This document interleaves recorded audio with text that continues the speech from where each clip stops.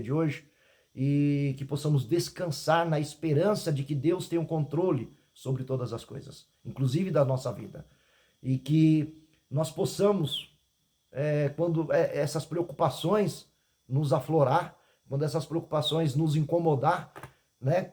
Porque a conta não fecha, porque o salário não saiu, porque a porta de emprego não abriu, porque não está dando certo, porque está difícil as esperas, mas que nós possamos prostrar diante de Deus, orarmos a Ele, ou seja, a oração é uma conversa com o soberano, onde eu expresso a minha necessidade, a minha angústia, a minha aflição, e quando eu coloco através da oração a paz de Deus, né? A oração é a oração de súplica, quando eu suplico a Deus por algo que eu preciso, né? Quando eu sou verdadeiro diante dele, né?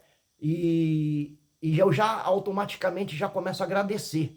Agradecer por quê? Porque ele é o Deus provedor. Agradecer porque ele é o Deus que contempla todas as coisas. Agradecer porque ele é o Deus, é o mesmo Deus de ontem, é o mesmo Deus de hoje, é o mesmo Deus de amanhã.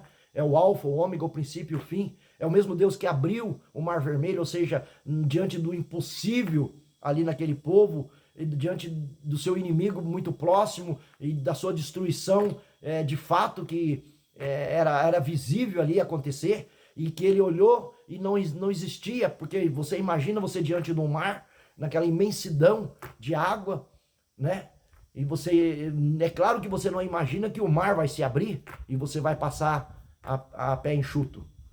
Então, mas o Deus, aquele mesmo Deus que fez ali na travessia do Mar Vermelho, aquele mar se abrir e eles passarem em pé enxuto e ser livre da ameaça que os seus inimigos ameaçavam. E ali foram libertos, ali foram restaurados, ali foram voltaram às suas forças, às suas energias, à sua esperança.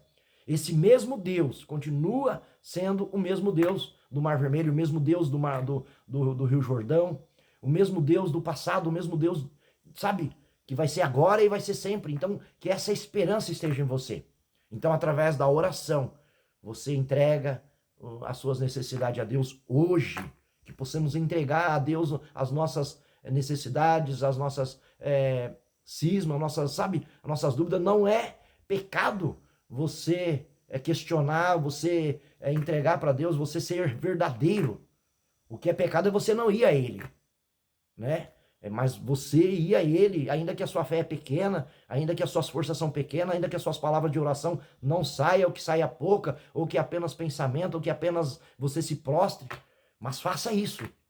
E aí, o que vai acontecer? Olha o versículo 7. E a paz de Deus, que excede todo entendimento, ela vai guardar o teu coração, a tua mente em Cristo Jesus.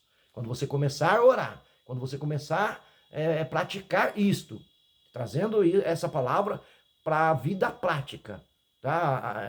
Examinais e cuidais para que tenha a vida eterna, né? É o conselho de as Escrituras do próprio Jesus. É isto, é você ler, depois reler, depois meditar e depois trazer para o seu momento prático agora, o seu momento real, ao que você está passando.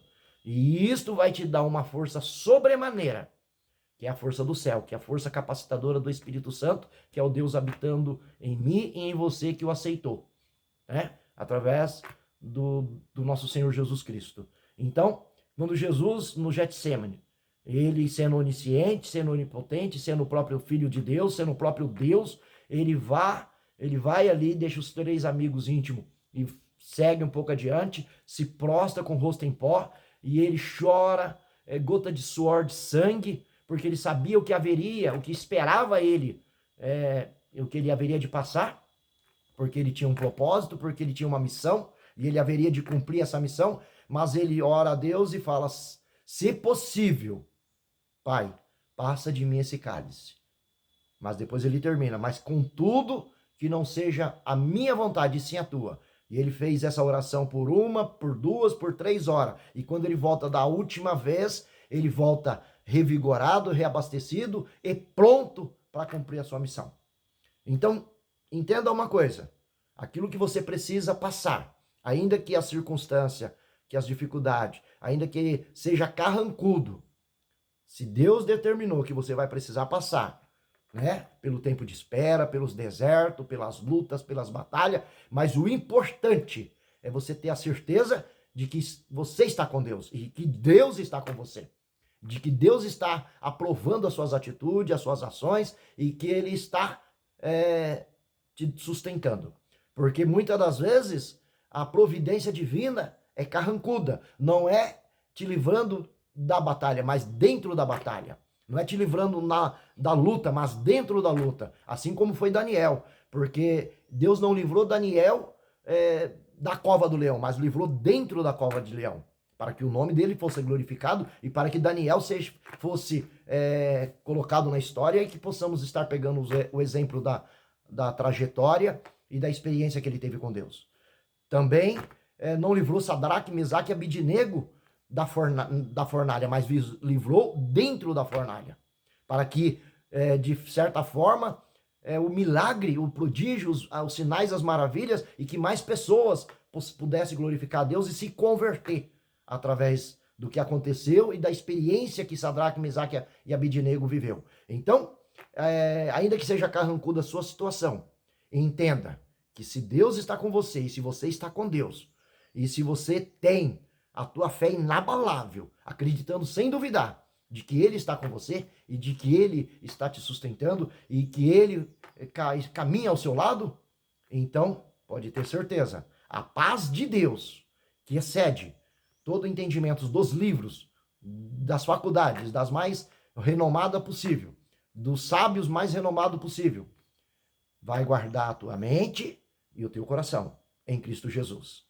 Fique com essa palavra, medite nessa palavra e que o Senhor conceda através do teu Santo Espírito uma unção nesta palavra para que você possa louvá-lo e alimentar a tua fé. Porque a fé vem pelo ouvir e o ouvir a palavra de Deus. Essa palavra que acabamos de ler, que acabamos de meditar, que acabamos de aplicar, assim está aumentando a minha e a tua fé. Deus te abençoe, em nome de Jesus.